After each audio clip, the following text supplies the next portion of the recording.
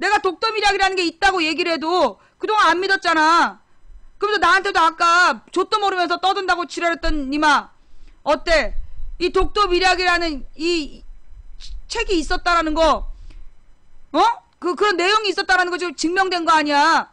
뭐 망치 부인이 증거를 잘 안 보여준다고 어제 지랄 연병하더만. 이렇게 증거를 보여주면 오늘 방송을 못해. 내가 했던 말들 다 찾아보면 증거가 다 나와. 부끄러워서 손을 못 들겠어요. 예. 이 독도미략이 이런 내용이야. 근데 이병철 얘기까지, 야, 오늘 그냥 다 털리는구나. 정말 다 털린다. 그러면서 실제로 지금 일본 대사관 앞에서 매주 수요일 모여서 이 강제 종군 위안부에 대한 정부 차원의 해결을 해달라, 일본에 이제 사과를 요구하는 집회를 시작한 게 1990 몇 년이야. 95년이었나? 그래갖고 그때부터 수요 집회라는 게 시작이 돼가지고요. 이게 벌써 1000회를 넘었어요. 일주일에 한 번 하는 집회가 1000번을 넘었다고. 1000번이 넘도록 일본 대사관 앞에서 집회를 하고 있는데, 이 수요 집회를 하고 있는데, 이제까지 한 번도 일본 대사는 나와서 사과를 하거나 일본 정부는 공식적으로 사과한 적이 없어. 왜? 박정희가 그런 배상 요구나 사과 요구 안 하겠다라는 저렇게 약속을 했기 때문에. 과거 고만 떠들고 앞으로 어떻게 해야 되는지 좀 알려주세요.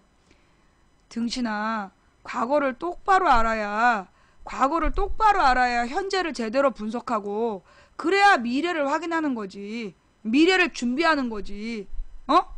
왜 이런 문제가 생겼는지를 알아야, 그 다음 대비를 세울 거 아니야. 독도 문제 누구 때문에 생겼어? 너네 뻑하면 김대중이 독도 팔아먹었다고 지랄하고 다녔잖아, 이 씨발놈들아. 그래놓고 무슨 미래 얘기를 하지.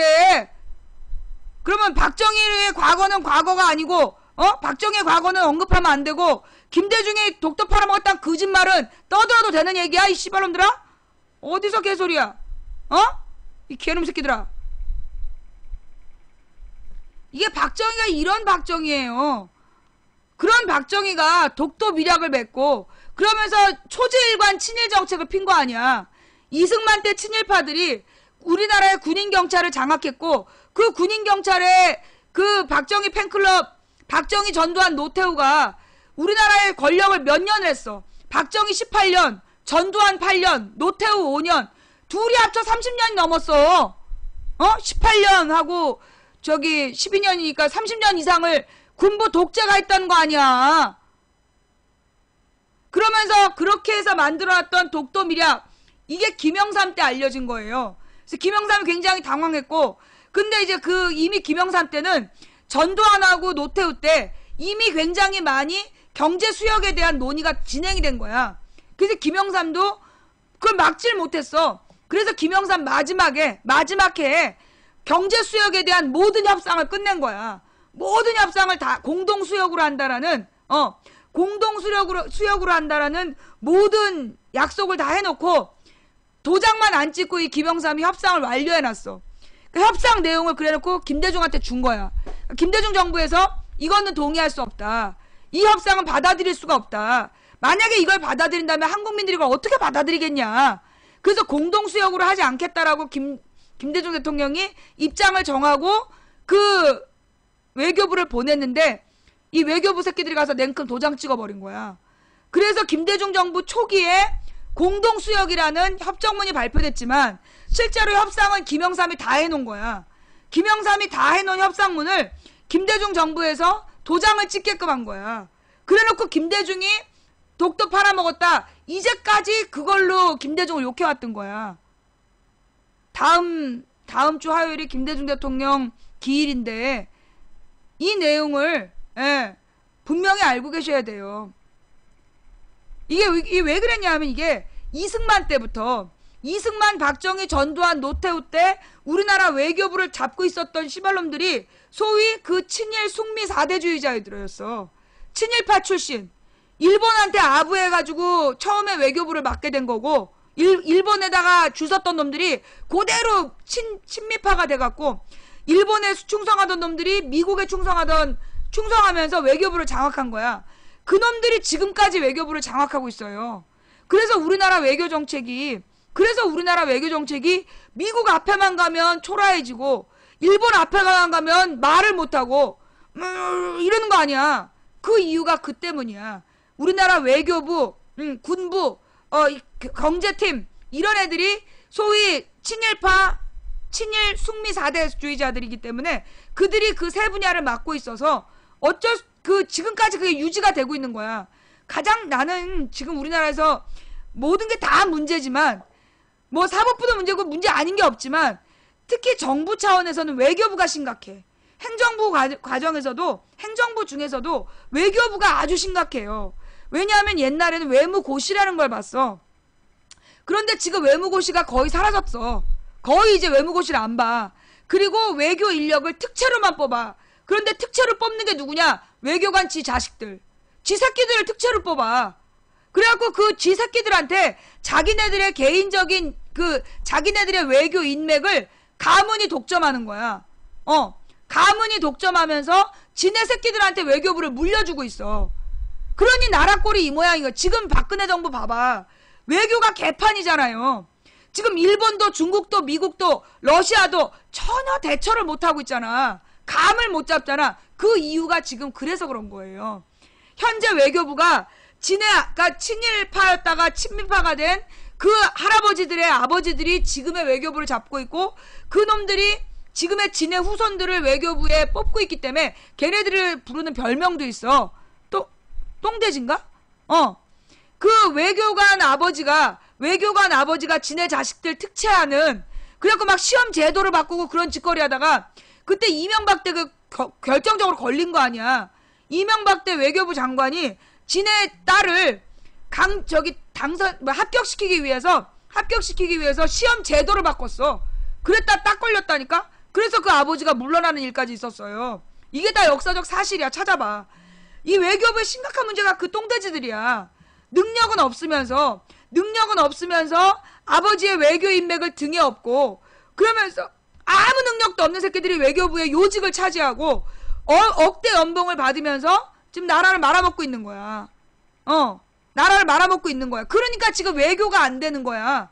대중국 외교도 안 되고 대일본 외교도 안 되고 대미 외교도 안 되는 이유가 그거예요. 그러니까 이게 외교라는 게 사실은 그렇잖아. 이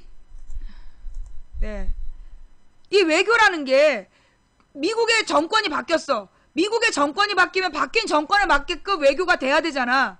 근데 우리나라 이 이명박 때 얼마나 무능했냐 하면 민주당 대통령 오바마인데 오바마가 민주당 대통령이잖아. 민주당이잖아. 민주당에 인맥이 없는 거야. 그래갖고 오바마 정부에서 이명박 별명이 뭐였냐면 공화당 리였어. 공화당 리. 이명박은 공화당하고만 논다고. 그러니까 참 우리나라 역사하고 미국하고 계속 엇박자가 나는데 그 노무현 때 미국의 부시가 대통령을 해서 진짜 나라꼴이 우리가 개고생을 했는데 그나마 지금 이명박 박근혜 때는 오바마가 대통령에서 그나마 이 정도 유지된 거야. 우리가 부시가 노무현 대통령 때 미국 대통령이라서 우리가 진짜 씨발씨발 욕을 했단 말이야. 근데 지금 생각해보면 그때 부시가 하고 지금 오바마가 하기 얼마나 다행이야. 만약에 지금 부시가 대통령을 해봐. 그러면 이명박 박근혜 부시가 뭔 짓거리 했을지 몰라. 아주 심각한 상황이야. 생각만 해도 끔찍해 아주. 하여튼 이런 역사적인 사실이 있다. 그래서 이 독도 문제도 우리가 분명히 알아야 되고 그 수요 집회 1000번이 넘도록 일본에 사과를 요구한 위안부 할머니들에 대해서 그 할머니들에 대해서 아베는 아직 공식적인 사과를 하지 않았다. 근데 대통령의 여동생이라는 게 돌아다니면서 뭐 정권이 바뀔 때마다 사과해야 되냐고. 야, 메르켈은 왜 해마다 사과하냐? 메르켈은 과거 독일이 저질렀던 먼 옛날 히틀러가 저지른 잘못에 대해서 메르켈은 수시때때로 반성해. 회개하고 강력한 어조로 있을 수 없는 짓을 독일이 저질렀다. 반인륜적인 잘못을 저질렀다고 지금도 메르켈은 반성하고 있어. 해마다 반성하고 있고. 그런데 뭐 정권 바뀔 때마다 사과를 해야 되냐? 그만큼 사과했으면 돼. 언제 사과했는데? 총리들이 제일 심한 표현이 제일 극진한 표현이라는 게 유감이단데 언제 나와 있어? 씨발. 지랄하고 앉아 있어. 그러면서요. 요즘에 페북에 그러니까 몰라. 요즘에 다른 사람도 그렇게 뜨는지 모르겠는데 그 뭐지? 잠깐만요. 페이스북에서 보니까 그거 지나갔겠구나. 아니야. 내가 이게 있다. 내가 좋아요 누르면 뜨지 않나? 알림에 아이씨 없다. 그 내용 알아요? 한 서울대생이 외쳤다는 그 731 부대에 대한 이야기.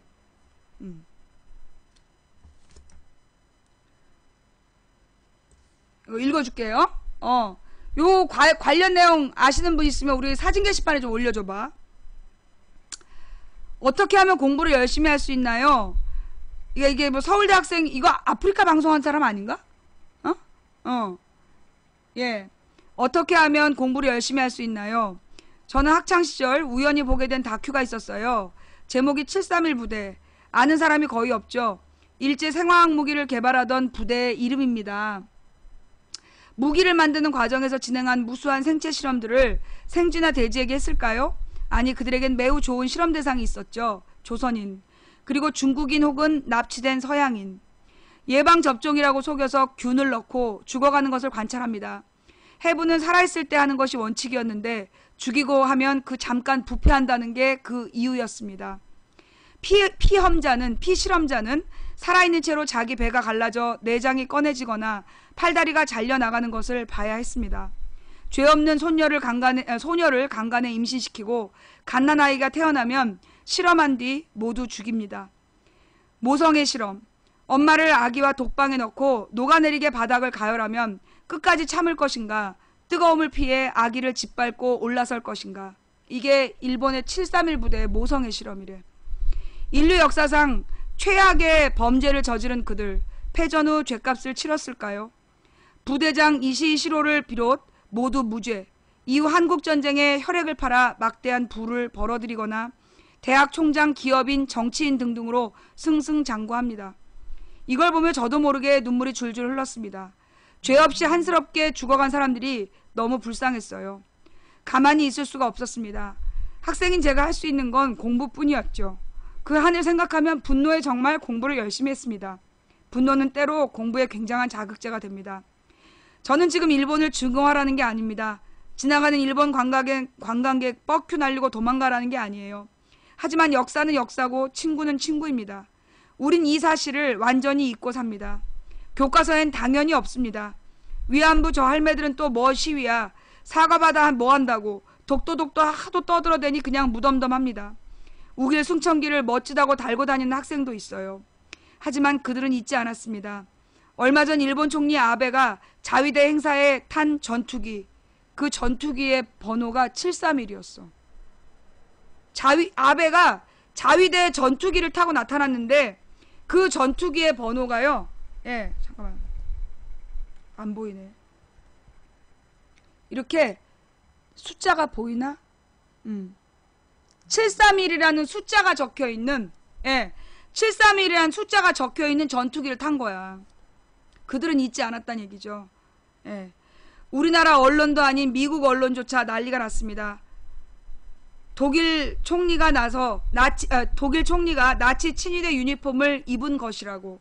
근데 우리나라는 이거 보도도 안 했잖아. 그죠? 총리라는 자가 731 의미를 몰랐다면 바보를 넘어 문해죠. 알고도 이 짓을 했다면 그건 인간이 아닌 악마입니다. 우리가 흔히 쓰는 마루타라는 말은 일본말로 통나무, 731 부대에서 실험 대상을 부르는 말이었다는 사실을 알면 농담으로라도 쓸 수 없을 것입니다. 100여 년 전 그들이 가장 먼저 빼앗은 우리 영토는 독도라는 아주 작은 섬이었습니다. 이후 한반도 전체가 식민지로 전락했습니다. 100년 뒤 역사는 또 어떻게 쓰여질까요? 광복 70주년이 무색하게 다시 독도를 빼앗으려 하고 있습니다. 그들의 침략이 이미 시작된 것은 아닐까요? 역사를 잊은 민족에게 미래는 없습니다.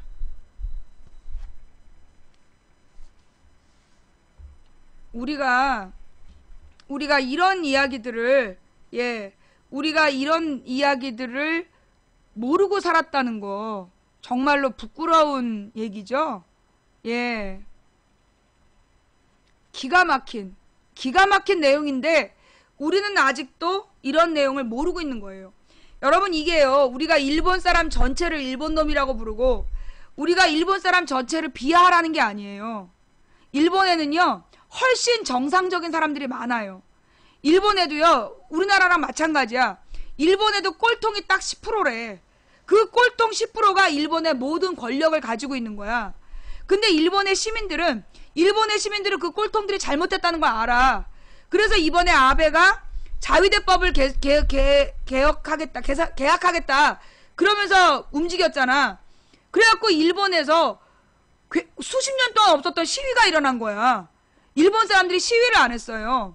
옛날에 60년대 일본의 시위가 엄청났는데 그 사람들이 다 씨가 말릴 정도로 다 죽은 거예요. 잡혀가고.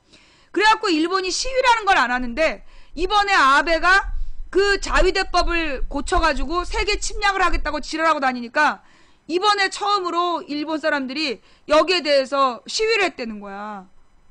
그만큼 일본에는 정상적인 사람들이 있어요.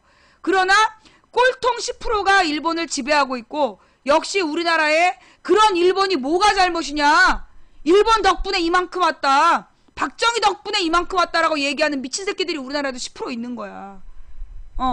일본 10%, 우리나라 10%가 지금 동북아의 평화를 망치고 동북아의 인권을 망치고 정말 세계 평화에 부끄러운 대한민국을 만들고 있는 거야. 이거 봐라. 일본 덕분 많잖아요. 맞잖아요.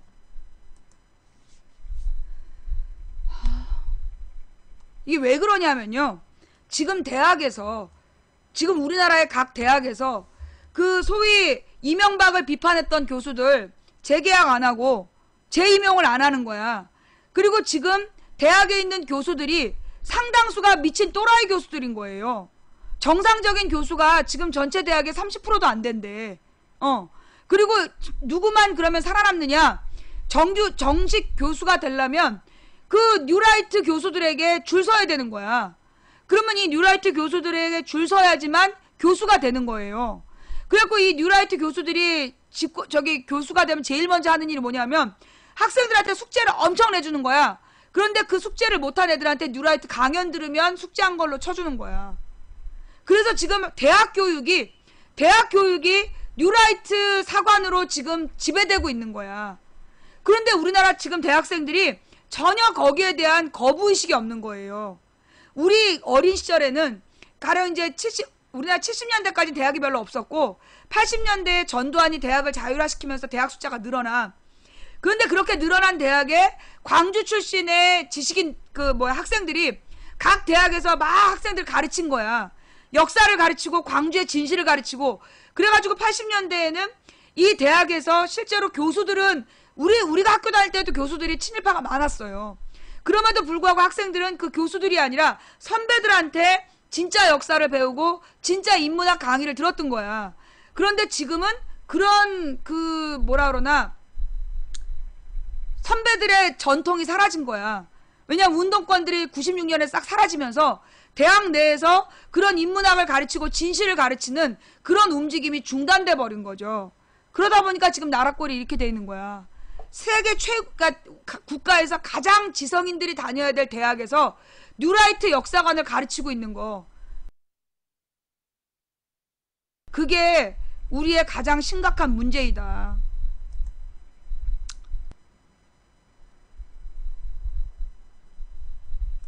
잠깐만요. 녹화를 종료했다가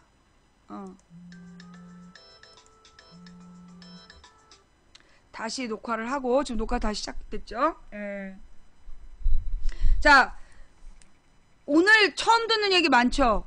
오늘 지금 이제 작년 이후에 들어오신 분들은 오늘 좀 센 내용이 나갔어요. 독도미략이나 이 731 부대나 좀 오늘 센 내용이 나갔는데 이런 내용을 우리가 알고 있어야 됐죠. 그죠? 근데 우리가 이제까지 모르고 살았던 거야. 언제나 그 속보 경쟁에 우리가 막 밀려다니면서 우리가 실제로 굉장히 중요한, 여러분 내가 늘 그런 얘기를 하잖아요. 옛날에 우리 동아시아에서는 왕세자가 정해지면 제일 먼저 뭘 가르쳤는지 알아요? 왕세자가 정해지면 제일 먼저 역사를 가르쳤어. 더 웃긴 게 뭔지 알아요? 세자가 아니면 역사를 가르치지 않았대. 세자가 아니면 역사를 가르치지 않은 거야. 뭐냐? 역사는 정치의 기본이기 때문에, 역사를 가르쳤던 거야. 그런데 만약에 세자가 되지 못한 대군들은 그래서 역사책을 읽을 수가 없었고요. 그 다음에 정치책을 읽을 수가 없었던 거야. 왜 안평대군 이런 사람들이 막 그림 그리고 시를 지었냐 하면 그 사람들은 역사나 정치를 공부할 수 없었기 때문이에요. 왜냐하면 역사와 정치를 공부한다는 건 왕이 된다는 얘기거든. 통치에 대한 야망을 가졌다는 뜻이기 때문에, 그래서 이 역사를 그러니까 배울 수가 없었던 거야. 대군은 역사를 공부하지 못하게 되어 있었던 거야. 그만큼 역사라는 학문이 중요했어요. 그 다음에 일본 놈들이, 그러니까 일본 제국주의자 놈들이 1940년대, 30년대 후반부터 어떻게 하면 이 조선의 민족운동가들을 말살시킬 거냐, 그걸 고민하다가 중단시킨 게 있어. 금지시킨 거. 그게 뭐냐 하면 조선의 말, 그 다음에 조선의 역사교육, 조선의 지리교육, 이 세 가지를 금지시켰어요. 일본 놈들이 조선의 정신을 무너뜨리기 위해서 1930년대 중반부터 시작한 게 뭐냐면 조선 말, 조선 역사, 조선의 지리를 공부하지 못하게 한 거야. 그래서 자기 땅에 대해서 몰라야 되는 거죠. 그래야 조선 사람들이 지네들의 말에 순종하니까. 그런데 그 똑같은 방식을 그들이 국정교과서라는 내용으로, 실제로 우리가 어렸을 때도요, 아이들이 역사를 참 싫어했어요. 국사를. 왜 싫어했냐 하면 삼국시대, 그러니까 맨 처음에 구석기, 신석기, 청동기까지는 재밌어. 그런데 삼국시대에 들어가면 삼국시대의 문화 유물들, 사진도 흑백 사진이고 모양도 잘 안 보이는데 이름은 존나리 어려워. 그런데 그 어려운 이름의 유물들을 한 곳에 모아놓고 그걸 드립다 외우라는 거야. 어느 나라의 유물이 뭔지 모르면 그냥 첫 시험은 망치는 거야. 그래서 역사 첫 시험부터 애들이 공부를 안 했어. 난 그게 일부러 그랬다고 봐. 일부러 그런 거야. 왜 일부러 그랬느냐 하면, 여러분 있잖아요. 요즘 같은 시대에는 얼마나 이 시청각 자료가 잘 돼 있어? 가령 삼국시대의 문화 유물들에 대해서 동영상으로 보여주고, 이 유물의 특징은 무엇이고 이게 어떤 특징이 있어서 이게 그 시대의 특징이다. 삼국시대의 문화 유물을 공부하는 이유는 그 시대의 특징을 반영하기 때문이야. 그런 유물에 얽힌 이야기를 해준다라면 그걸 얼마나 즐겁게 보겠어. 근데 그런 거 없이 드립다 외우는 거야. 지금 중학교, 고등학교 역사책도요, 너무나 어려워요. 우리나라의 역사의 문제가 뭐냐면, 초등학교 때 맨 처음에 역사를 한 6개월인가에 걸쳐서 후루룩 하는데 너무 외울 게 많아. 애들이 질려. 거기서 초등학교 때 질리게 해. 그 다음에 중학교 때 내용을 엄청 많게 길게 했어.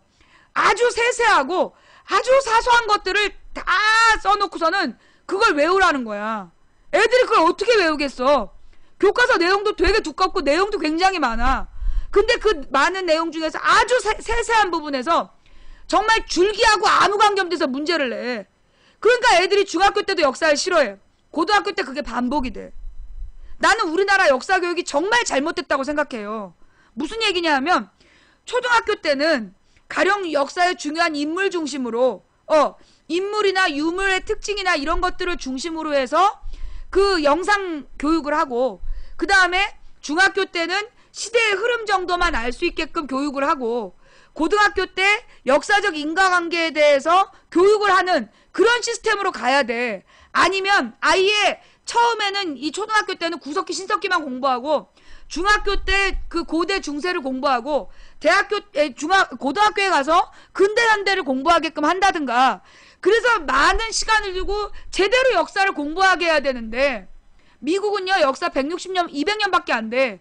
200년밖에 안 된 역사를 얼마나 오랫동안 자세히 공부하는지 몰라. 근데 우리나라는 실제로 선생님들이 가르쳐주는 건 너무 적어.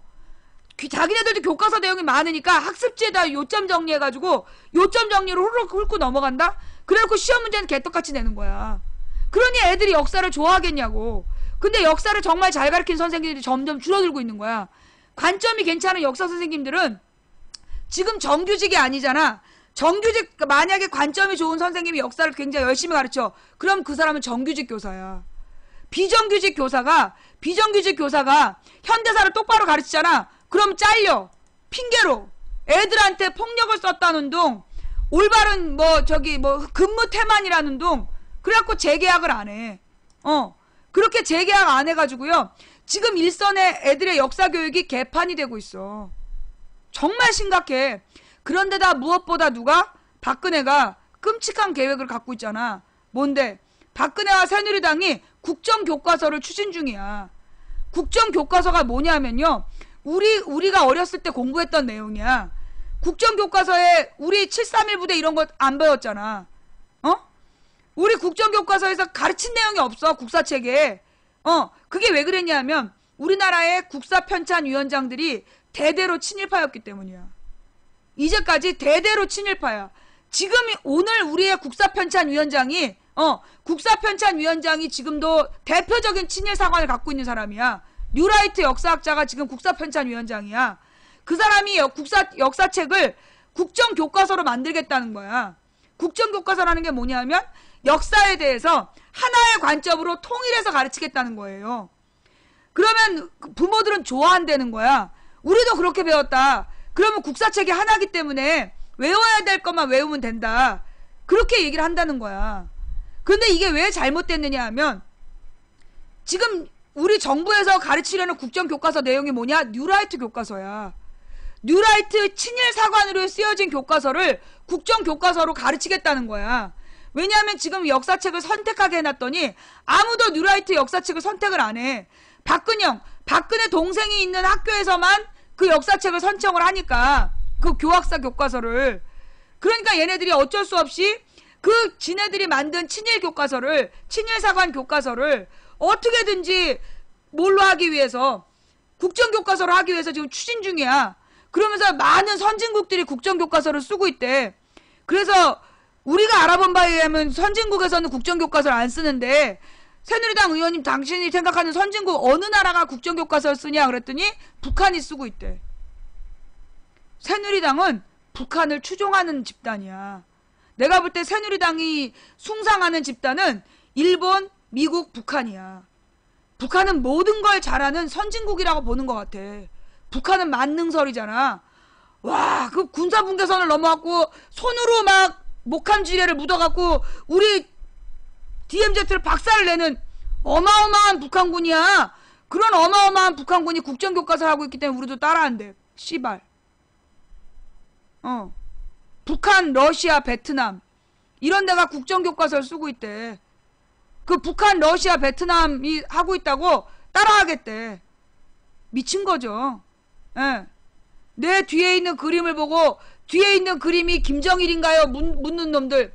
그 새끼들은 자나깨나 꿈에도 보고 싶은 위대한 지도자 김정일인 거야. 김정일을 너무 좋아해갖고 그냥 안경 쓴 남자만 보면 쟤 김정일로 보이는 거야. 그런 미친놈들이 돌아다니고 있어요. 이게 다 국정원이 제대로 못하니까 간첩 새끼들이 판을 치는 거 아니겠어. 아유, 놈의 진짜. 자, 첫 번째 이야기는 이렇게 정리하고요. 두 번째 이야기로 넘어갈게요.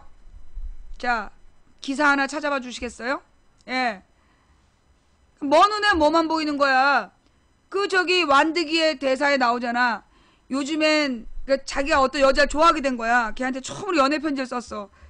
그 편지 내용이 뭐냐면 요즘엔 내가 보는 모든 게 너를 닮았다. 달도 너를 닮고 꽃도 너를 닮고 보는 것마다 그 사랑하는 사람으로 보이는 거야. 우리 신랑 사진이 김정일로 보인 이유가 뭐겠어. 김정일을 자나깨나 흠모하고 자빠졌으니까 안경 낀 남자 그림은 전부 다 김정일로 보이는 거 아니겠어요? 김정일을 사랑하는 네 눈깔이 문제인 거야. 이 시벌놈들아, 정신 좀 차려. 왜 사랑하면 닮아 보이는 거잖아. 난 요즘에 텔레비에 나오는 서인국을 보니까 우리 신랑이 닮은 것 같고, 아유, 저기 걔 누구니? 오나의 귀신님. 오나의 귀신님 누구지? 걔 똘망똘망한 남자애. 조정석이 요리하는 모습을 보면 꼭 우리 신랑 같고, 그리고 막 이렇게 서인국이가 저기 누구야, 장나라 안아주고 막 이렇게 손잡아주고 그런 거 보면 꼭 우리 신랑 같고. 아유, 그냥 눈에 보이는 근사한 남자는 다 우리 신랑 같아. 삼관왕이다. 자, 망치부인 방송이 거친 시청자가 많은 방송 1위에 등극했어요. 빠바바바바바바바바바. 거칠게 채팅해주신 시청자 여러분 진심으로 감사드립니다. 여러분의 거친 채팅으로 덕분에 망치부인이 오늘 거친 시청자가 많은 방송 1위에 등극하면서 3관왕을 차지하게 되었습니다. 여러분의 거친 채팅에 진심으로 감사를 드립니다. 그리고 추천 안 하신 양반들 지금 빨리 추천하시기 바랍니다. 안 하면 알지? 자, 지금까지 추천해주신 2993분께 진심으로 감사를 드립니다. 내 안경 정상이거든? 아니, 근데 나는 정말 그리고 막 삼시세끼의 옥태견이가 약간 좀 되게 순진하잖아. 옥태견의 어떤 성실한 면을 보면 저것도 우리 신랑 닮았네 싶고 그래. 자, 미안해요. 자, 가만있어 보자. 이 얘기가 아니라 다음 이야기. 뉴스를 계속 해야지. 아직 할 얘기가 많아. 자, 여러분 기사 하나 찾아주세요. 군인보다 민간인이 먼저 파악한 희한한 지뢰. 군인보다 민간인이 먼저 파악한 희한한 지뢰라는 기사 좀 찾아오시고요. 지금 난리도 아니에요. 예. 지금 이 지뢰 문제 지금 난리도 아니야. 어저께 국회에서 끔찍한 일이 있었잖아요. 충격적인 일이 발생했죠. 그 국방부 장관을 불러다 놓고 이 지뢰 문제에 대해서 언제 보고했냐 그랬더니 막 국방부 장관이 당당하게 나는 보고 안 했습니다. 그런 거 아니야. 그러니까 이제 국회에서 여야 의원들이 국방부 장관을 불러다 놓고 아니 어떻게 4일날 지뢰가 터져서 우리 하사관 2명의 다리가 절단이 됐는데 도대체 그 다음날 그 북한에다 남북 고위급 회담을 제안하는 그런 발표가 어떻게 있을 수 있었느냐, 전통을 어떻게 보냈느냐 이러면서 따진 거예요. 그러면서 대통령한테 언제 북한이 심은 지뢰가 터졌냐고 언제 보고했냐니까 자기 보고 안 했대. 보고를 안 했다는 거야, 국방부 장관이. 무슨 얘기일까요? 예. 지금 이 휴전선에서, 그러니까 이게 DMZ잖아. DMZ에서 지뢰가 폭발을 했어. 그러니까 잠깐만. 요거 일단 대략적으로 보고 다른 뉴스로 넘어갈게요. 군보다 민간인이 먼저 파악한 희한한 북한 지뢰. 지난 8일 오후쯤으로 기억합니다. 평소 잘 알고 지내던 예비역 대령이 제게 전화를 걸어와 전방의 지뢰 사고가 아무래도 이상하다고 하는 겁니다. 예비역 대령이야. 예비역 대령. 그러니까 지금 대령이 아니라 이미 퇴역한 대령이야. 이 대령이 전화를 걸어와서 전방의 지뢰 사고가 아무리 봐도 이상하다고 하는 겁니다. 북한의 지뢰가 분명한데 정부는 포구에 유실된 지뢰라며 북한과의 관련성은 낮은 사고라고 언론에 말하는 게 이상하다는 겁니다. 이 예비역 장교는 해당 부대의 여러 사정을 설명하면서 우리 지뢰일 가능성이 없다라고 잘라 말하더군요. 그래서 저는 북한 지뢰가 맞다면 정부가 저렇게 태평한 게 말이 되느냐, 호들갑을 떨어도 보통 호들갑을 떨지 않을 텐데라며 의문을 표시했지요. 그리고 지난 9일 일요일 김광진 새정치민주연합 의원이 북한 지뢰라는 제보를 받았다라는 말을 공개적으로 하면서 사태는 급반전되기 시작했습니다. 그리고 지난 10일 국방부는 난데없이 북한 지뢰로 밝혀졌다라면서 북한에 대한 대북 심리전을 제기한다는 조치를 발표하기 시작했습니다. 그래서 모든 국민이 시원하게 느낄 만한, 시원하다고 느낄 만한 적절한 조치를 생각 중이라고 이런 얘기 지금 하고 있잖아요. 자, 그 다음에 요거 말고 뭐가 있냐면 또 찾아봐야 될 얘기가 뭐냐.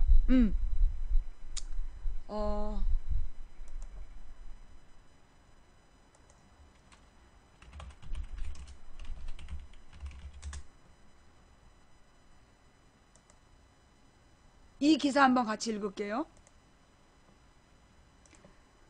요즘에 이 셀프 디스 유행이죠. 청와대 셀프 디스하다. 청와대의 초기 대응이 또 도마에 올랐습니다. 세월호 참사, 메르스 사태에 이어 북한 지뢰 도발에서도 초기 대응이 부실했다는 지적이 나오고 있는 건데요. 자, 여러분, 또 우리 벌레들이 너무 흥분할까봐 일단 진정시키고 갈게요. 예. 세월호 참사, 메르스 사태에 이어 북한 지뢰 도발에서도 초기 대응이 부실했다는 지적이 나오고 있는 건데요. DMZ에서 지뢰 폭발 사고가 발생한 4일 오전부터 국방부가 북한의 목함지뢰 매설에 따른 폭발 사고라는 발표가 나온 10일 오전까지 6일 동안 청와대 행적이 납득이 되지 않는다는 겁니다. 청와대 초기 대응의 문제점을 방증한 사례는 여러 가지입니다. 지뢰 폭발 사고가 났는데도 박근혜 대통령이 그 다음날 DMZ 인근 백마고지에서 열린 경원선 복원 기공식에 참석해 북한의 남북 화합의 길 동참을 촉구한 점, 그 직후 통일부가 판문점 연락관을 통해 북한의 고위급 회담을 제의한 점, 국가안전보장회의는 8일에 가서야 열린 점, 박 대통령은 지뢰 폭발 사고가 북한 소행이라는 사실이 밝혀진 후인 10일 청와대 수석 비서관 회의를 주재하면서 이와 관련해 한마디도 안 하고 오히려 북한의 표준시 변경만 거론한 점 등등입니다. 이에 대해 청와대는 어제 적극 해명에 나섰는데요. 대통령 보고가 사고 직후인 4일 오전 10시 이후 4차례에 걸쳐 기민하게 이루어졌고 지뢰 폭발 사고가 북한 소행으로 추정된다는 보고는 5일 오후에야 이루어졌으며 8일 저녁에서야 비로소 폭발한 지뢰가 북한이 매설한 목함 지뢰라는 사실이 보고됐다는 겁니다. 추리하면 지뢰 폭발 사고와 관련한 보고와 대응은 기민하게 이루어지고 있었으나 북한 소행이라는 확정이 이루어지지 않아 예정된 일정을 소화할 수밖에 없었다는 취지의 해명인데요. 이런 해명에도 불구하고 합리적인 의심은 가시지 않습니다. 가장 먼저 제기되는 의심은 청와대 해명이 한민구 국방부 장관의 말과 배치된다는 점입니다. 한 장관은 어제 국회 국방위에 출석해 지뢰 폭발 사고 당일 4일 늦게 북한의 목함지뢰에 의한 도발일 가능성이 매우 높은 것으로 확인했고 그런 사실이 청와대에 다 보고됐다고 밝힌 바 있습니다. 5일 오후에 가서야 북한 소행으로 추정된다는 보고를 받았다는 청와대 해명과는 완전히 다른 것이죠. 이와 관련해 국방부는 어제 저녁 청와대 해명이 나온 이후 한 장관이 기억에 의존해서 발언하다 보니 실수가 있었다면서 청와대 해명이 맞다는 취지로 수정 발표했는데요. 사안이 엄중할 뿐더러 초기 대응 부실 문제가 이미 제기된 상태였는데도 한 장관이 보고서를 작성하기는커녕 오히려 기억에 의존해 국회에서 즉석 답변했다는 게 설득력 있는 해명인지 의문입니다. 청와대를 보호하기 위해 한 장관이 독박을 쓰기로 한 게 아닌지 하는 의문만 추가됩니다. 100번 양보해서 청와대 해명과 국방부의 수정이 맞다고 치더라도 문제는 가시지 않습니다. 합리적 의심은 여전히 유효합니다.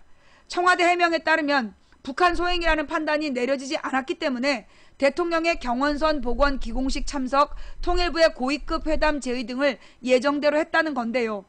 폭발 사고가 발생한 지역은 DMZ입니다. 잡상인 출입이 엄격히 금지된 곳입니다. 이런 곳에서 지뢰 폭발 사고가 발생했다면 북한과의 연관성을 최우선적으로 검토하는 게 상식적 대응입니다. 노란불 켜놓고 일단 멈춤 태세를 취해야 했습니다.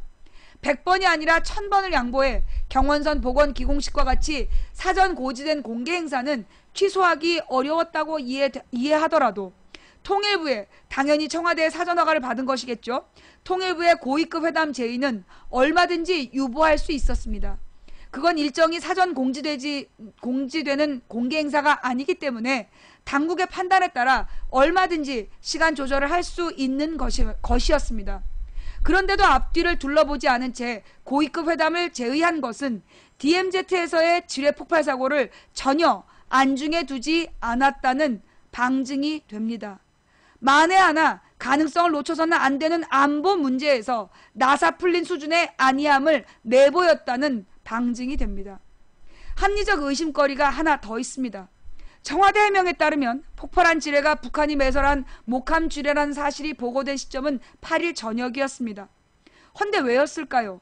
그로부터 하루하고도 한나절이 더 흐른 10일 오전에 박 대통령은 수석 비서관 회의를 주재하면서 표준시를 변경한 북한의 처사를 비판하면서도 지뢰 도발이란 더 엄중한 북한 행위에 대해서는 말하지 않았습니다. 다른 사람이 아닌 군 통수권자가 말이죠. 이뿐만이 아닙니다. 우리 당국은 이날까지도 북한에게 고위급 회담을 제의하는 내용의 대북 전통문 접수를 요구했습니다. 10일까지.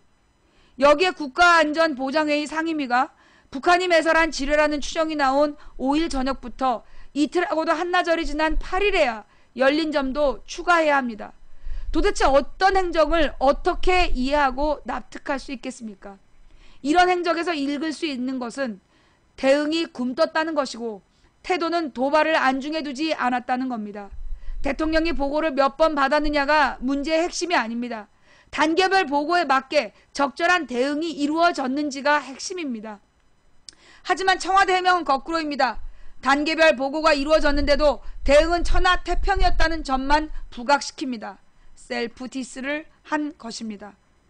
시사통 김종배 씨의 시사평론가 김종배 씨의 글에 그 이슈 독털에 나온 내용입니다.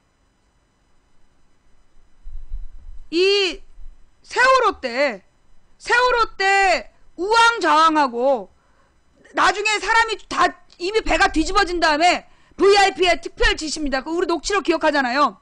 VIP의 특별 지시입니다. 오케이? 이러면서 한 사람의 희생자도 없게 하라. 모든 방을 철저히 수색해서 단 한 명의 희생자도 없게 하라는 VIP의 특별 지시입니다. 10시 반에 그런 지시를 내렸어. 배가 10시 28분에 뒤집어졌는데. 보고가 된 게 첫 보고가 7시에 됐고 8시부터 애들이 119하고 112에 신고를 했는데 10시 28분에 배가 완전히 뒤집어진 다음에 10시 30분에 VIP 특별 지시사항이라고 오케이 VIP 특별 지시사항입니다. 이러면서 그 짓거리 했어요.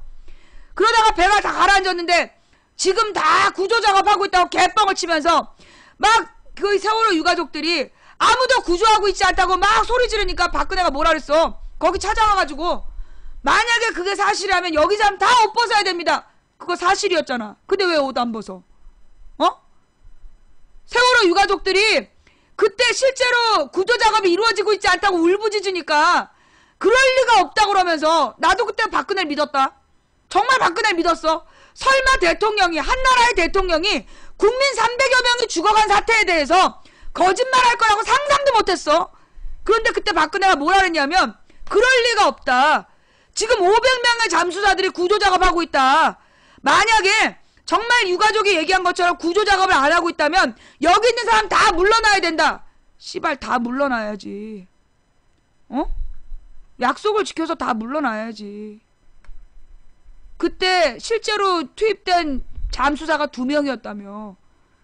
우리나라 온 국민이 텔레비전에서 500명의 잠수사가 구조에 투입됐다는 기사를 보고 있을 때, 자막을 보고 있을 때 실제 그 잠수에 투입된 잠수사 2명이었다며. 언딘에서. 씨발 다 물러나야지 그럼.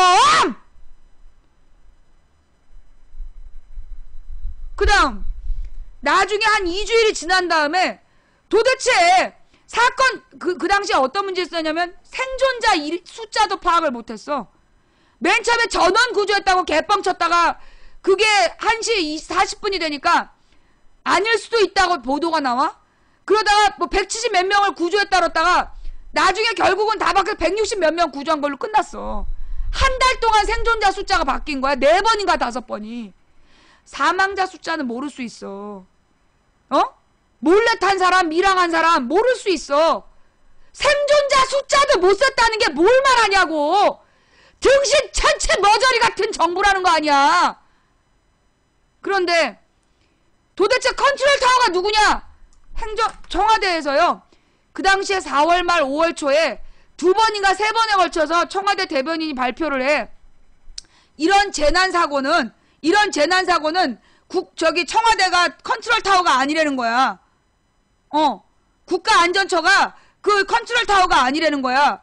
그랬는데 바로 그 발표 3번 한 날, 그날 해수부에서 박근혜 친구 윤진숙 알지? 그 윤진숙이란 여자를 해수부 장관을 시킨다 그러니까 온 나라에서 반대를 했어.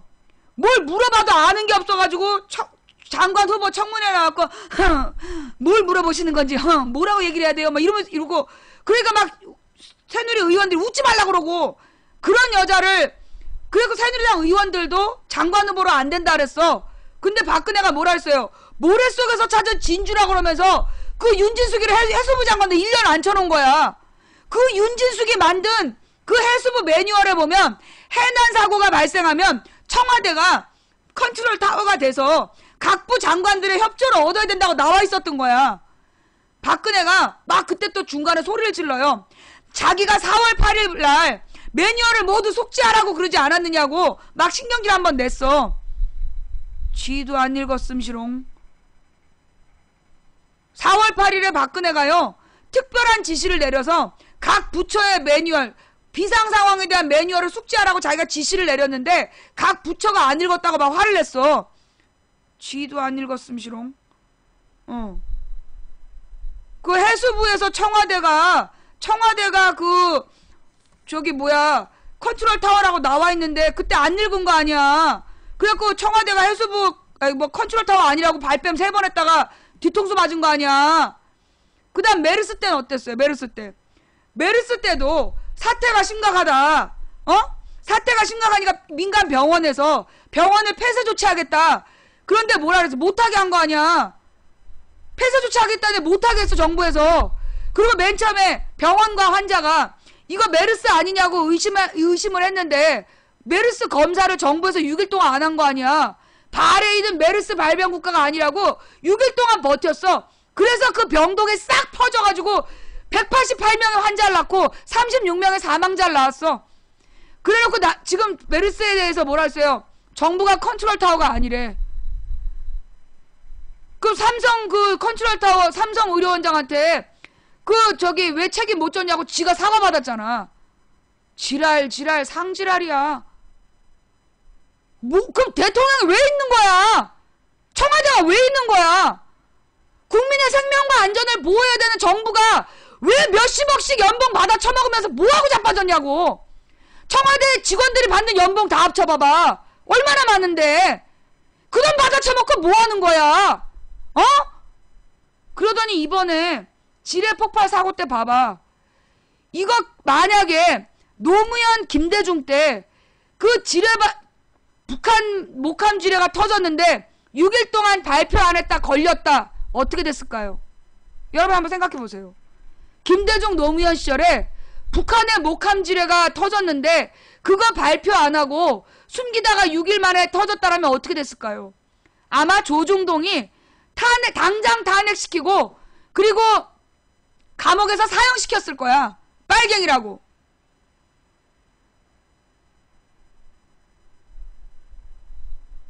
내 말이 맞지? 그지? 지금도 청와대는 지네가 이번 지뢰 사건에 아무 잘못이 없대. 난 저 국방부 장관이 제일 웃겨. 너무 당당해. 화장하고 옷 입고 막 카메라 앞에서 갖고 뭐 진두지휘한 척하고. 아니 국방부 장관이 군복을 왜 입어? 헬멧 쓰고 지가 왜 군복을 입어? 그게 쇼라는 거 아니야. 지금 대안에 우리의 장병 둘이 다리를 잃었어. 하사관이면 직업군인이야. 가족이 있는 직업군인들이 다리를 잃었다고. 그런데 지금 국방부 장관이 왜 군복을 입고 헬멧 쓰고 쇼를 하냐고. 군복은 누가 입는 거야? 군인이 입는 거야. 한민구가 지금 군인이야? 아, 내가 몰라서 그래. 한민구가 지금 현역 군인이에요? 장관은 현역 군인이 아니잖아. 현역 군인이 아닌데 장관은 군인 아니에요. 민간인이에요. 장관은 나이가 몇인데 아직도 군인을 해. 말 같지도 않은 얘기를 하고 있어. 그걸 왜 군복을 입고 지가 설치냐고. 그건 결국 카메라 앞에서 쇼했다는 거야.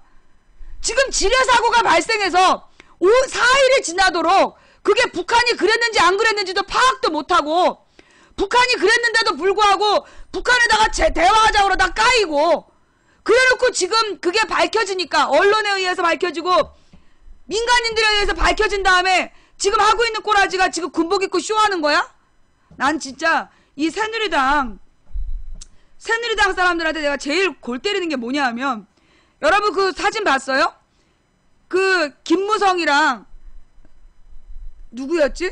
김무성이랑 몇몇 국회의원들하고 무슨 여성 의원이 김을동이었나? 이렇게 거수경례하는 거? 그거 봤어요? 그 사진 좀 한번 찾아봐봐.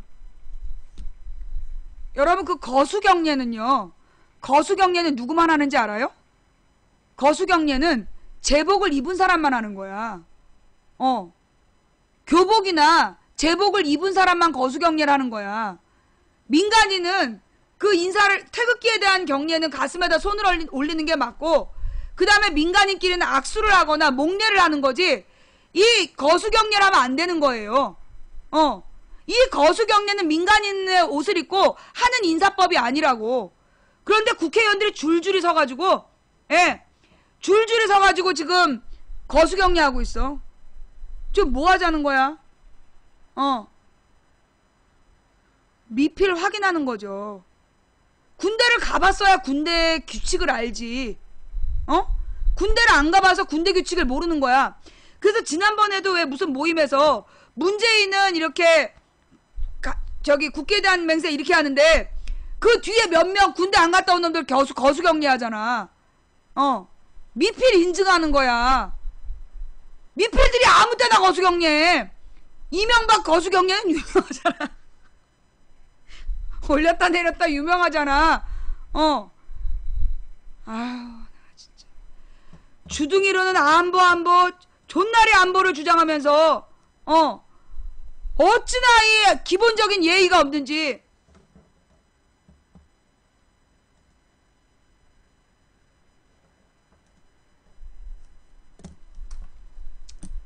예. 자, 나는요, 이 국방부 장관의 그 당당한 대답, 그 DMZ에서 지뢰가 터졌고 우리 군 2사람의 다리가 잘렸어. 근데 이거는 우리 군의 실수 아니면 누구의 실수야? 북한의 작전 아니면 우리 군의 실수잖아. 둘 다 비상 상황이야. 둘 다 비상 상황인데 그거에 대해서 대통령한테 전화보고를 한 번도 안 했대. 소통은 잘하고 있지만 전화보고 한 번도 안 했대. 지금 우리나라 대통령이 장관들하고 전화보고나 대면보고 안 받는데 고의 모셔뒀다가 박제하려고 그래? 아니 대통령이 뭐하는 사람이야?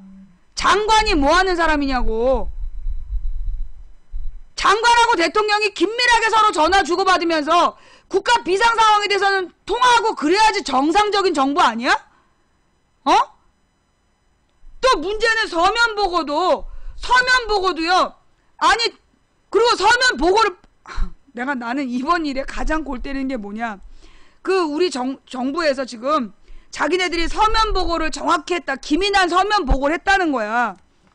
여기서 조금 아까 우리가 읽은 건 청와대의 셀프 디스라는 거잖아. 자 봐봐. 그러면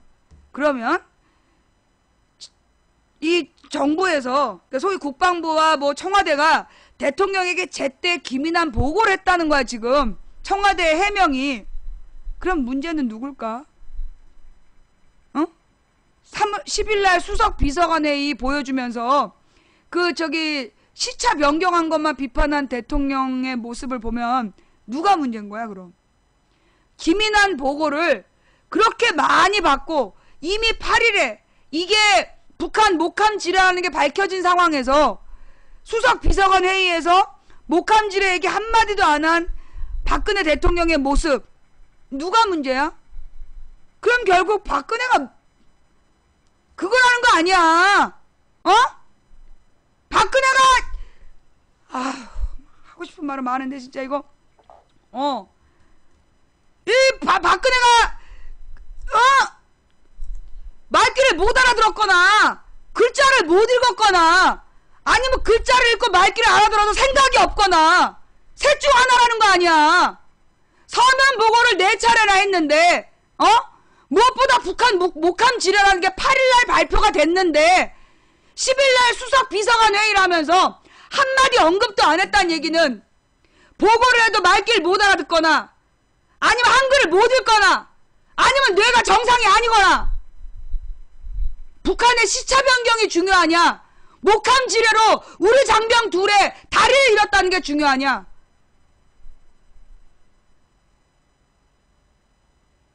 지금도요. 여러분 그래놓고 지금 우리나라 여기 채팅창에 와가지고 북진통일 쓰는 애들 있어. 사실 작년까지는요. 적화통일 썼어. 이제 이게 보니까 좀 모자란 요원들인 것 같아. 이제 이게 그 생각이 제대로 바뀌거나 공부를 한 애들은 차마 쪽팔려서 일을 못하잖아. 그러니까 조금 이제 그 지능이 떨어지는 요원들을 모은 것 같아. 얘네들한테 이제 뭔가를 가르쳤겠지. 그러니까 이제 지들 딴에는 나한테 와가지고 그 이제 박근혜 팬이랍시고 박근혜 만세한 다음에 적화통일 쓰더라고. 적화통일이 뭔 말인지도 모르는 거야. 그 적화통일이 뭐예요? 한반도를 붉은색으로 물들이겠다. 한마디로 공산주의로 통일하겠다는 게 적화통일이야. 나더러 에라이 종북 빨갱이냐라. 그래놓고 적화통일 그래. 진짜. 나는 어디서 그런 바보들을 주워 모았는지 그게 더 궁금해. 모아도 어디서 그렇게 모자란 애들만 모았냐고. 아니 아무리 그래도 그렇지 어떻게 적화통일 북지통일 구분도 못하는 애들. 그래서 내가 가르쳐줬잖아. 야 적화통일은 북한의 주장이야. 너가 지금 쓰고 싶은 말을 쓰려면 북진통일이라고 써야 될까. 그 다음에 또 북진통일 고쳤어. 내가 알바들한테 가르쳐줬다니까. 적화통일은 북한에서 주장하는 거고 너가 주장하면서 써야 되는 건 북진통일이야. 그 다음부터 북진통일 하다 돌아버리겠다니까 진짜. 아니 모아도 왜 이명박 때 장관들 모아도 어디 모자란 애들만 모아다 그랬잖아. 아니 어떻게 요원을 모아도 어떻게 얘네 IQ 검사하는 것 같아. 그래서 지능 50 이하만 모으는 것 같아. 지능 50 이하만 모아가지고 그래서 얘네들한테 이걸 계속 그 일을 시키는 것 같아. 왜냐 이게 지능이 50만 넘어도 망치부인 방송에 와서 들으면서 이렇게 작업하면 이게 넘어오잖아. 지들 말대로 선동이 되잖아. 그러니까 막 선동 이거 뭐 자기 고백하는 거야. 망치부인 방송을 듣다 보니까 가슴이 움직여서 망치부인 말에 동참해야 될 것 같은 어떤 느낌이 왔다. 그럴 때 쓰는 한마디가 선동하지 마라 이거 아니야. 쥐가 흔들렸다는 거. 그러니까 이게 IQ 50만 넘으면 이게 이해가 된단 말이야. 그러니까 IQ 50 밑으로 모아온 것 같아. 그러니까 적화통일 하다가 너 적화통일이 무슨 말인 줄 알아? 그 전에 2008년에 또 얼마나 웃겼는 줄 알아? 나한테 와가지고 리정이는 빨갱이라고 막 욕을 하는 거야. 리정이 빨갱이년 막 이러면서 욕을 해. 2008년 가을인가 2009년 봄인가. 왜 빨갱이냐 했더니 리정이가 그 남침이라 그랬다고.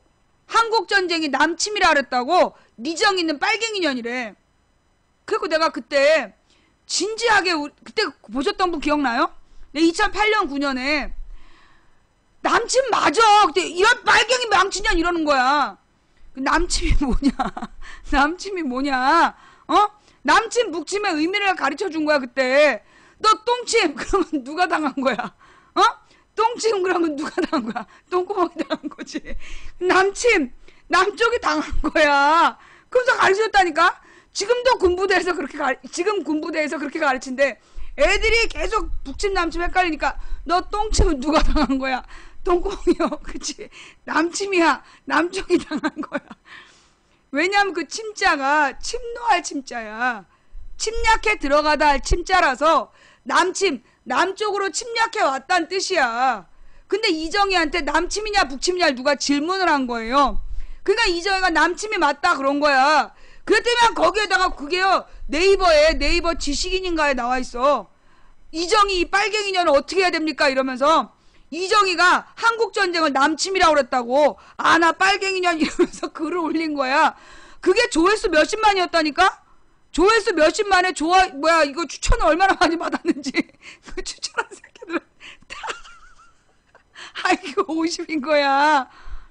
남친 북친 구별을 못해가. 그래갖고 심지어 어땠냐, 종편이 만들어진 다음에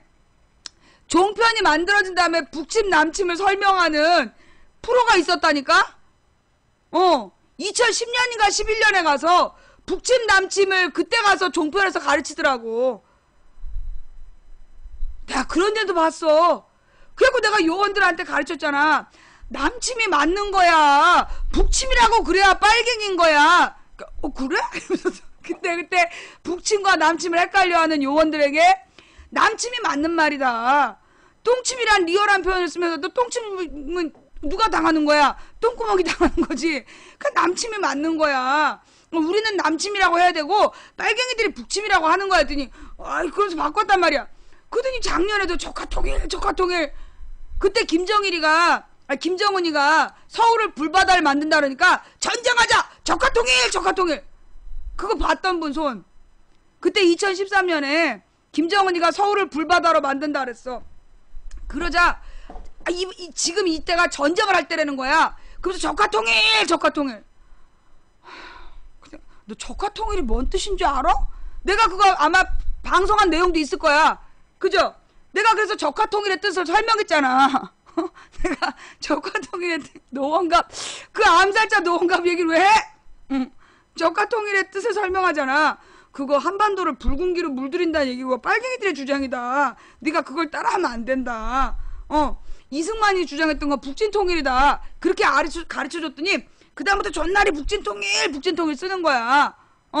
자, 그러면 북진통일이라는 말은 뭐냐? 북한으로 침략해 들어가자는 얘기예요. 북한으로 전쟁을 해 들어가겠다는 얘기예요. 그러면서 우리 국방부가 북한을 혼내줄 시원한 이 얘기가 또 왜 나왔냐면 어저께 이제 새누리당 모 의원이 이것들 웃겨.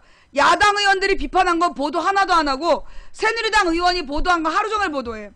새누리당 모 의원이, 이름 모를 의원이 뭐라고 얘기를 했냐면, 북한에 지뢰가 터졌는데, 북한에서 지뢰를 매설해서 사고가 터졌는데 지뢰 폭발에 대한 대응이 대남 방송이냐 대북 방송이냐, 그러면서 쌍욕을 했어. 그랬더니만 이번에 이제 다시 국방부에서 오늘 뭐라고 얘기가 나왔냐면, 한국 국민들이 시원하다고 느낄 만한 제대로 된 응징을 준비하겠다는 거야. 자, 이 얘기를 보면 느낌이 어때요? 뭐 전쟁이라도 한판 하겠다 이런 느낌이잖아. 그죠? 전쟁이라도 한판 하겠다는 느낌이잖아. 사실 그 얘기를 딱 보자마자 두려웠어요. 새누리당 의원 이름 쓰지 마라. 그 얘기를 보자마자 두려웠어. 이 새끼들이 진짜 무슨 국지전이라도 일으키려고 그래? 그러다 문득 마음의 평안이 찾아왔죠. 왜? 지금 우리 국방부에서 우리 국민들이 지금 또 철없는 새끼들이 또 막 게시판에 쓰고 다녀. 이번에 아예 끝을 내야 된다. 이번에 아주 시원하게 끝을 내자 이러면서 한판 붙자 이러고 돌아다녀. 야, 이 등신들아. 지금 우리 국방부에서 북한에다가 한판 붙자고 할 수 있냐 없냐? 야, 이 등신들아. 지금 우리나라 국방부에서 북한에다가 한판 붙자 할 수 있어 없어?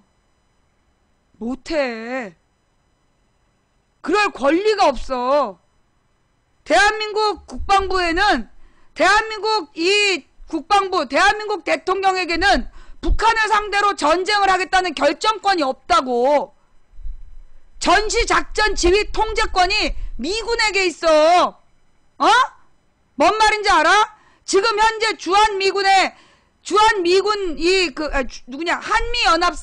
한미연합사 사령부에게 전시작전 지휘 통제권이 있어. 미군이 손가락을 까딱하지 않으면 전쟁은 안 일어나. 그럼 오바마가 지금 미쳤다고 전쟁하라고 허락을 하겠냐? 어디서 개소리야. 그러면 이번에 시원하게 끝낼 수 있는 권리가 왜 없어?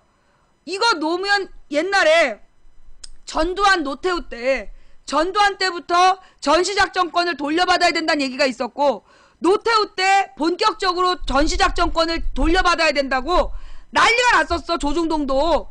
그래갖고 노태우 때인가 김영삼 때 평상시 작전권이 넘어오고 전시작전권만 남아있는데, 이걸 막 조선일보에서 동을 떠가지고 전시작전 지휘권도 갖고 와야 된다고 노태우 김영삼 때 주장을 했다고.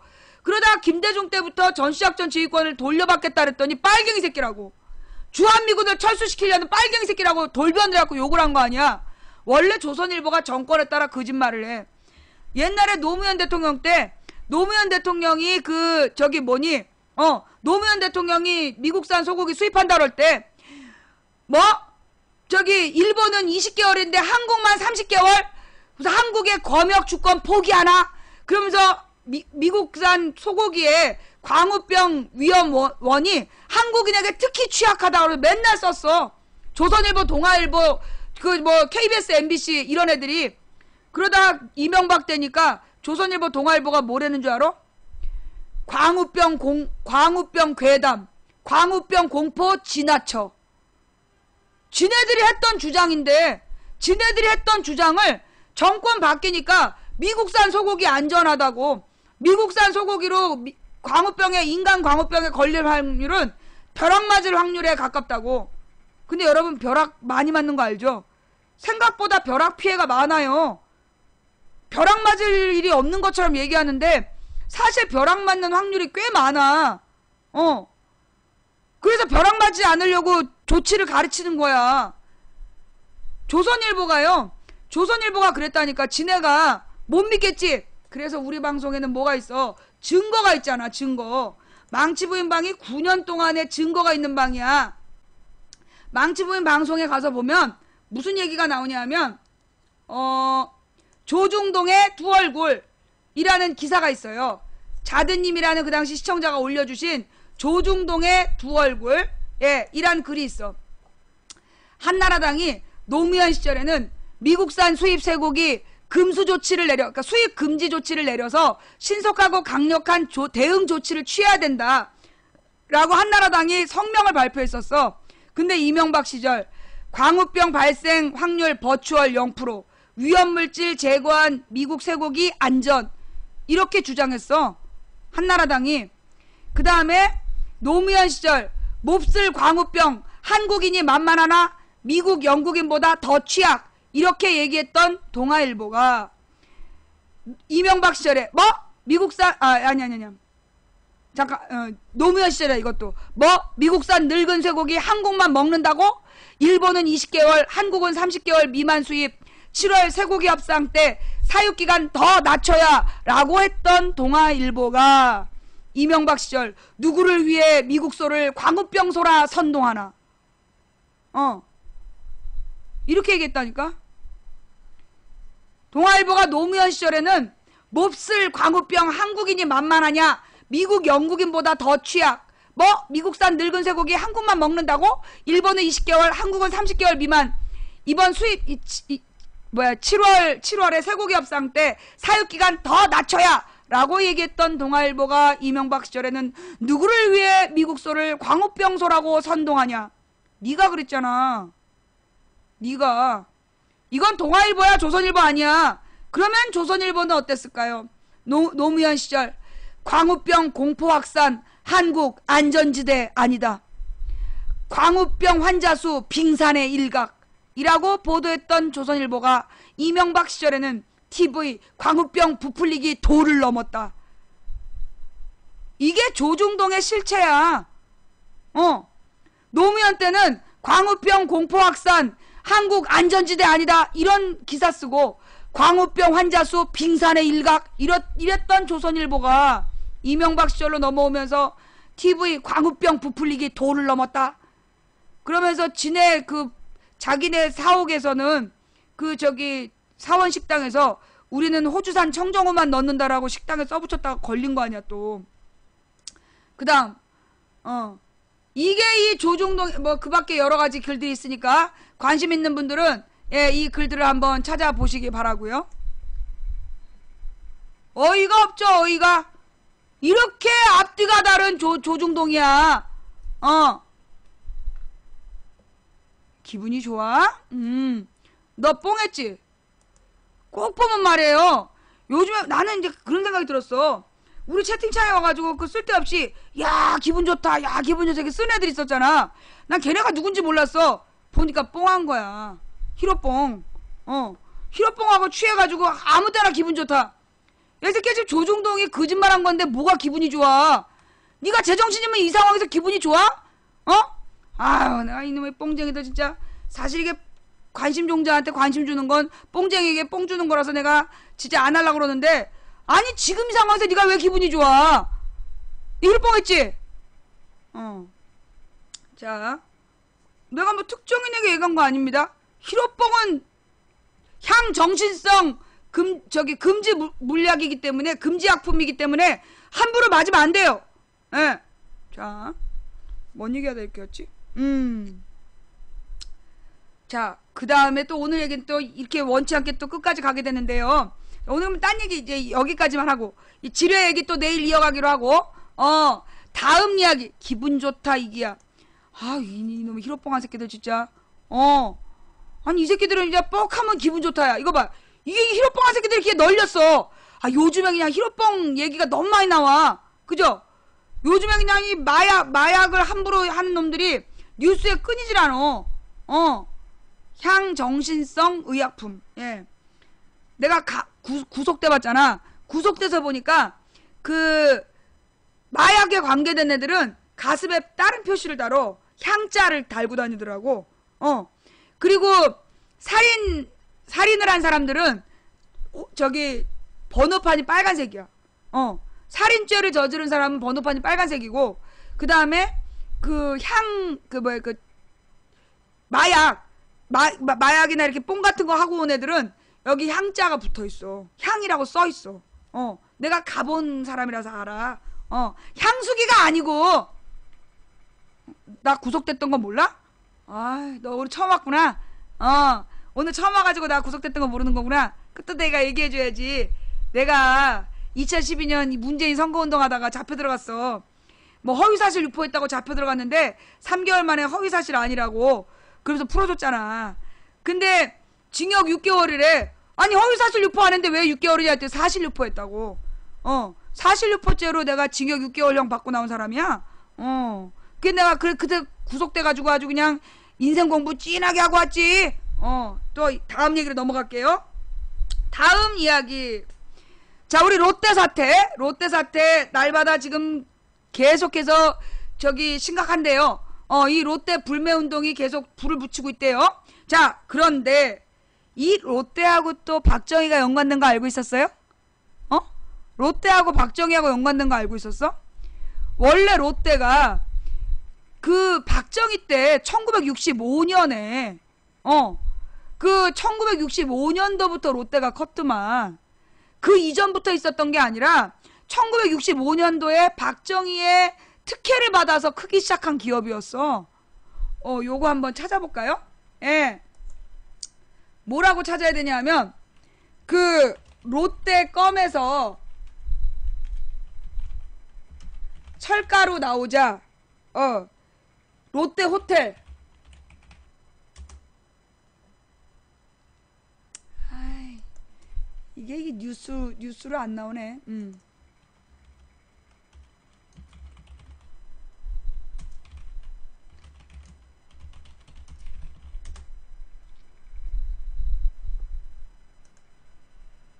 아, 이게 뉴스.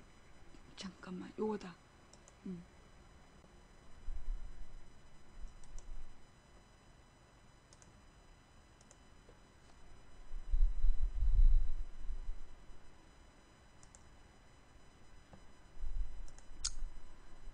아유, 오늘은 워낙 작게 그냥 박정희 특집이네. 동문구청에서 안내 말씀드립니다. 정부에서는 광복 70주년 이상 동문구청에서 안내 말씀드렸습니다. 아유, 시끄러. 롯데껌에 쇳가루가 나오자 박정희가 신격호 불러 롯데 호텔 맡겨. 예. 이 롯데껌에서 쇳가루가 나왔대요. 사람 먹는 음식에서 쇳가루가 나왔으면 어떻게 해야 돼요? 기업이 문을 닫아야 되죠. 그런데 박정희가 어떻게 했느냐? 신격호를 불러다가 롯데 호텔을 맡겼대요. 예. 신격호를 불러서 롯데 호텔을 맡겨. 1970년 서울시 도시계획을 총괄했던 손정목 교수 저서, 전두환의 롯데월드 특혜에 이르기까지 고속성장 비화. 일본에서 출발한 롯데는 어떻게 한국에서 재벌이 됐나. 롯데의 국적 논란이 일면서 이 질문에 대한 답을 찾기 위해 과거의 기록들이 다시 조명받고 있다. 그중 하나가 바로 1970년대 서울시 도시계획을 총괄했던 손정목 서울시립대 명예교수가 쓴 서울 도시계획 이야기다. 여기에는 롯데가 어떻게 당시 정권의 특혜를 받아 성장했는지 세세하게 담겨 있다. 롯데라는 재벌이 탄생하게 된 것은 아이러니하게도 당시 서울시의 강력한 단속이 출발점이었다. 당시 시는 부정식품 단속반을 편성해 조사했고 그 결과 롯데제과의 바브민 특검 등에서 모랫가루와 쇳가루가 검출됐다. 그러나 이 사건이 오히려 롯데가 한국에서 재벌로 탄생하는 발판이 됐다. 롯데건 불량식품 단속에 걸린 것이 전화위복. 박정희 신격호 청와대로 불러서 호텔 건설 지시. 미친 거죠. 예. 빈혈때 씹는 껌이었다고? 야! 박정희 당시 대통령은 신격호 롯데제과 사장을 청와대로 불러 그 자리에서 롯데건 파문을 해결해주며 한국에 호텔을 지으라고 지시했다. 일본 기업인이 일본에서 모은 막대한 재산의 일부라도 모국에 투자하도록 하는 의도였다. 롯데 입장에서는 오히려 국내 시장을 넓힐 절호의 기회를 잡게 된 셈이다. 손 교수는 책에서 이렇게 썼다. 내가 서울시 도시계획국장으로 있던 73년 10월에 당시 양택식 서울시장과 함께 김종필 총리에게 불려가 롯데호텔 건설에 모든 지원을 아끼지 말 것을 지시받았다. 시벌, 개시벌. 김 총리가 강조한 것은 신격호가 일본인으로서 모은 재산을 모국의 재산 반입 차원에서 다뤄야지 결코 일개 기업을 지원하는 개인이 아니라는 점이었다. 그 오랫동안 신격호가 일본에 귀화한 것으로 착각하고 있었다. 그가 일본인 시게마스 다케오가 아니고 한국인 국적을 가진 신격호임을 알게 된 것은 이 글을 쓰기 위해 각종 자료를 수집하던 1994년의 어느 날이었다. 현재 중구 소곡동에 자리 잡은 롯데호텔 건설은 일사천리로 이루어졌다. 두말할 것도 없이 정부의 각종 지원이 뒤따랐다. 롯데호텔 건설은 38년 개업한 반도호텔을 인수하며 본격화했다. 롯데호텔은 반도호텔과 달리 국립도서관 등이 있던 부지에 지어졌다. 반도호텔 민영화 계획이 발표되면서 정부는 74년 일반 공개경쟁 입찰을 벌였고 롯데가 단독 응찰에 42억 원에 낙찰받았다. 이 일로 인해 소공동 국립중앙도서관은 남산 어린이회관이 있던 곳으로 옮겨야만 했다. 당시 소공동은 국립중앙도서관이 있었기 때문에 학생들과 문인들이 모이는 장소였다. 청와대는 남산 어린이회관을 매입해 그곳으로 이전하라고 지시했다. 이런 상황에 대해 손 교수는 공원 용지인 남산에 어린이회관을 짓게 한 일, 그것을 국립도서관에 강제로 인수시킨 일, 도서관 건물을 롯데에 매각하라고 지시한 일 등 일련의 독재 행위를 당시의 어떤 매스컴도 보도하지 않았고 따라서 일반 시민은 무엇이 어떻게 이루어진 것인지 전혀 알지 못했다고 밝혔다. 어린이회관 건물이 적합하지 않아 결국 국립중앙도서관은 88년 현재의 서초구 반포동으로 신축 이전했다. 손 교수는 이 책에서 88년 6월 5일 일본 아사히 신문 비즈니스 전기에 실린 신격호 롯데제과 사장의 소회를 그대로 옮겨 적었다. 그것은 소화 45년의 일이던가. 이거는 아예 이 소화 이게 무슨 뜻이냐면요. 외왕의 집권, 그러니까 외왕이 바뀌면 이 그 호가 생기는 거야. 소화 45년이란 표현은 그 당시 일본 외왕이 집권한 왕이 된 지 45년 됐다는 뜻이야. 이게 연호야. 외왕 연호. 근데 이 외왕 연호로 그것은 소화 45년의 일이던가. 이후 중앙정보부장으로부터 전화가 와서 박 대통령이 만나자고 한다는 것이었다. 청와대에 갔더니 이 씨와 함께 대통령이 나타나 이렇게 얘기했다. 국제적인 호텔을 만들란 이야기였다. 당시 나는 한국에 진출한 직후였다. 외자 도입법 등 특혜 속에 각종 세금 면세받아 롯데백화점 롯데월드 이어지며 재벌 지위 굳혀. 롯데는 외자 도입법의 혜택도 받았다. 당시 외자 도입법은 부동산 취득세와 재산세, 소득세, 법인세 5년간 면제와 이후 3년간 절반 감면, 관세와 물품세 영구 면제 등의 혜택을 담고 있었다. 신 회장은 한국 국적이었지만 일본에 10년 이상 영주해 외자 도입법에 적용을 받을 수 있었다. 롯데호텔 건설을 위해 부동산을 대규모로 취득했지만 취득세와 재산세 등 세금은 내지 않아도 됐다. 호텔 건설에 쓰인 외국 물품과 주방 가전용품 등을 수입할 때 관세도 전혀 물지 않았다. 특정 지구 개발 촉진에 관한 임시조치법도 이즈음 마련됐다. 부동산 투기 억제세, 영업세, 등록세도 면제받았다. 한마디로 그러니까 모든 세금을 깎아주면서 박정희가 키운 기업이라는 거네. 당시 서울시가 강북개발 억제체계 하나로 제시한 백화점 건립금지의 조항을 비켜가려고 롯데백화점이 아닌 롯데쇼핑센터로 이름을 단 롯데백화점이 들어서면서 재벌 롯데그룹은 한국에 완전히 정착했다. 1986년 서울 아시안게임과 88년 서울올림픽을 앞두고 롯데는 잠실에 롯데월드를 짓는 특혜도 얻어냈다. 당시 청와대와 정부는 아시안게임과 서울올림픽을 앞두고 잠실 개발을 고민하고 있었다. 그리고 롯데가 선택됐다. 왜? 아까 우리 앞에서 봤죠? 독도미랑 얘기할 때 봤잖아. 이게 지금 언제 벌어진 일이냐면 박정희 전두환 노태우 때야. 박정희 전두환 노태는 군부였고 그 군부들은 친일, 이게 연결이 되는 거야. 일본에 대한 충성을 맹세했던 놈들이었기 때문에 이 롯데를 그렇게 밀어준 거라고. 어때요? 아까 읽은 기사하고 연결되죠? 그죠? 지금 딴 얘기하지 말고 롯데 얘기하고 있잖아. 이게 지금 이렇게 연결되는 거야. 계속 읽을게요. 86년 아시안게임과 88년 서울올림픽을 앞두고 롯데는 잠실에 롯데월드를 짓는 특혜를 얻었다.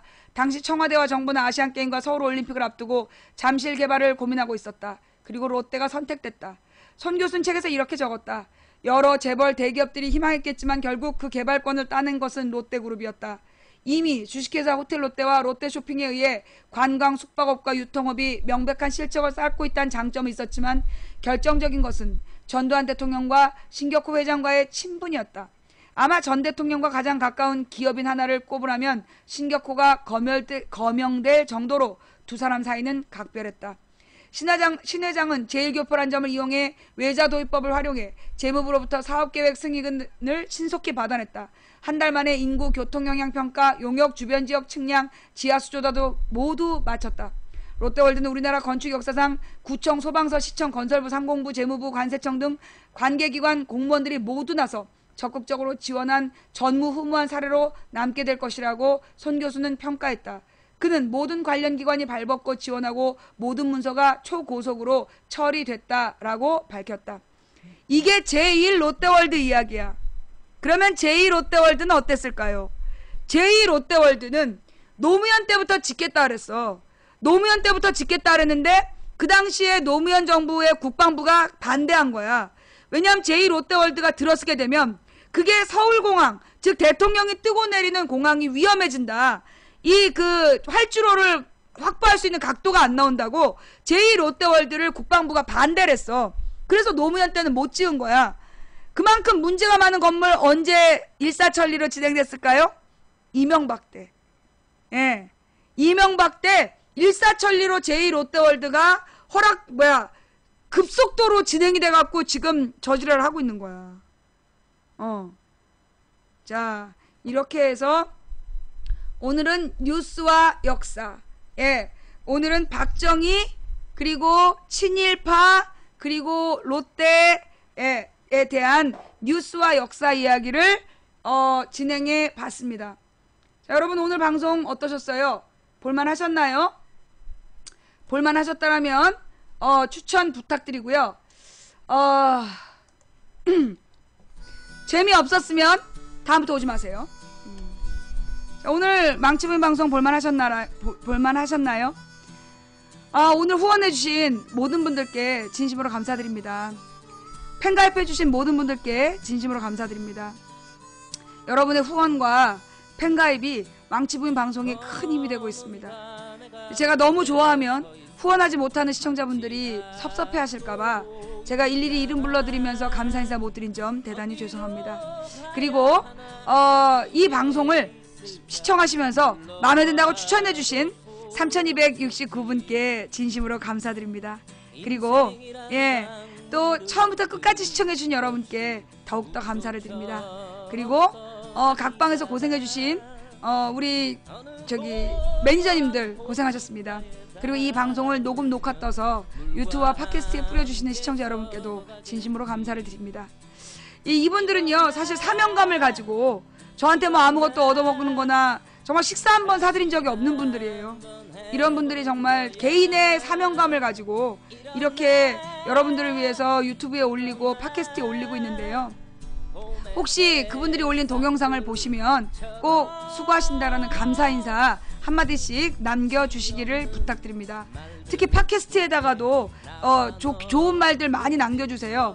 저의 방송을 팟캐스트에 올라간 저의 방송을 계속 악플을 달아가지고 애플 그 팟캐스트 목록에서 지우는 작전 중이래요. 누가 제보를 했는데. 그래서 여러분들이 이 애플 팟캐스트 명단에 망치부인 그 목록에 망치부인 방송이 공개될 수 있도록 좋은 글들 그 팟캐스트로 보시는 분들은 많이 올려주셨으면 좋겠어요. 여러분의 초콜릿으로는 강제 추천을 받아내고 있고요. 여러분의 스티커로는 망치부인 방송의 순위를 올리고 있고요. 여러분의 별풍선은 아주 귀하게 쓰이고 있습니다. 오늘도 함께 해주신 모든 분들께 감사드립니다. 그리고 늦게라도 추천해주신 3,300분께 진심으로 감사를 드리고요. 오늘 방송 마음에 드셨는지 모르겠어요. 마음에 드셨다라면 다행이고 마음에 안 드셨다라면 다음에 안 와도 아무 말 안 하겠어요.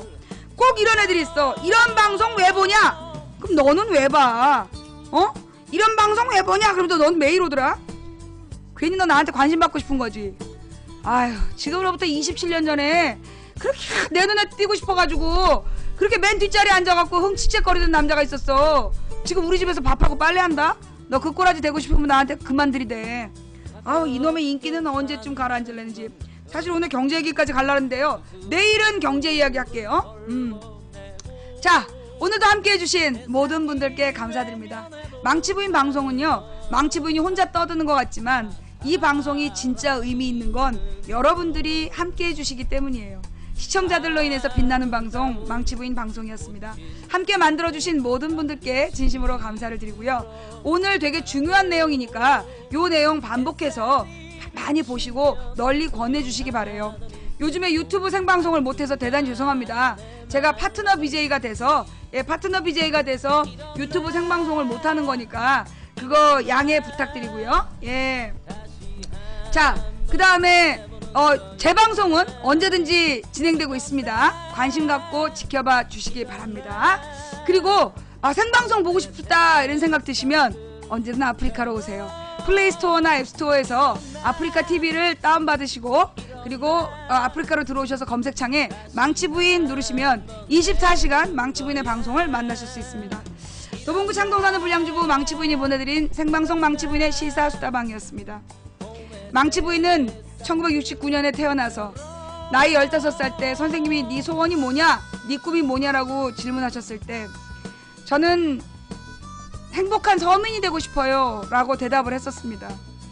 그 꿈은 제 나이 20살이 됐을 때 상식이 통하는 합리적인 민주사회에 행복한 서민이 되고 싶다는 꿈으로 바뀌었고요. 지금 제 꿈은 상식이 통한 합리적인 민주사회에 가난해도 행복한 서민이 되고 싶다로 완성이 된 것 같습니다. 야 임마 그게 가능한 얘기냐? 라고 얘기하시는 분들 계시는데요. 된다고 믿든 안 된다고 믿든 당신의 믿음대로 된답니다. 근데 저는 옛날부터요. 그 쉬운 길로는 가는 거 별로 안 좋아했어요. 뭔가 좀 더 재밌어 보이는 일, 뭔가 조금 더 도전할 만한 일. 그래서 갈 만한 길로 가는 것이 아니라 가야 할 길로 가는 것을 저의 좌우명으로 삼았습니다. 한 사람이 꾸는 꿈은 꿈일 뿐이지만 백인이 꾸고 만인이 꾸면 현실이 된답니다. 누군가 간절히 소망하면 온 우주가 그의 소망을 위해 움직이기 시작한다라는 말도 있더라고요.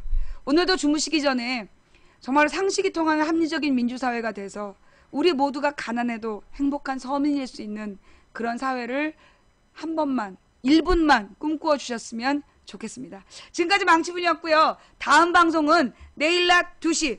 어머 내일 놀러가지 않나요? 놀러갈 돈이 없어요. 내일 낮 2시 내일 낮 2시에 만나요. 망치부인 이번 주는 주 5일 방송합니다. 내일 낮 2시에 안 오기만 해봐. 오늘 벌써 많이 놀러갔나 봐요.